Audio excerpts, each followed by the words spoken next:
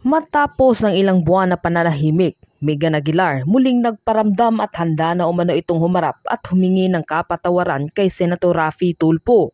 Narito ang buong detalye.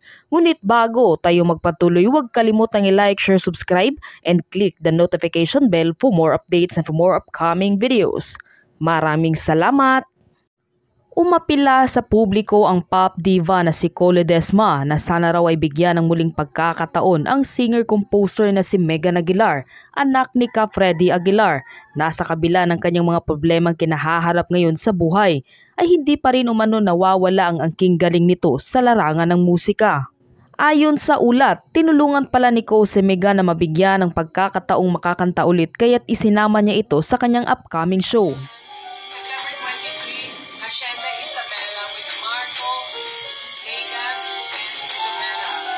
Nakikiusap rin siya na sana ay bigyan umano ng muling pagkakataon ng singer na si Megan Aguilar.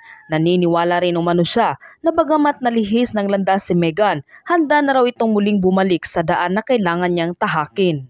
Nanghihinayang rin siya lalo na't isa umano sa pinakamahusay na composer at artist si Megan Aguilar. Hinikayat pa raw niya ito na humingi ng tawad kay Senator Raffy Tulfo na nag-alis ng tulong sa kanya matapos niyang magpositibo sa drug test. Dito ay kung ano-anong masasakit na salita at sumbat ang pinakawala ni Megan laban kay Tulfo sa pamamagitan ng Facebook Live at social media posts na labis na kanya umanong pinagsisihan. Sa ngayon ay handa na umano itong humarap at humingi ng kapatawaran kay Senator Raffy Tulfo upang hakbang para sa kanyang tuluyang pagbabago. At ituloy umano ang kanyang matagal na pangarap na ipagpatuloy ang kanyang angking husay sa larangan ng musika. Ikaw ano ang masasabi mo sa video ito? Mag-iwan ng komento sa baba.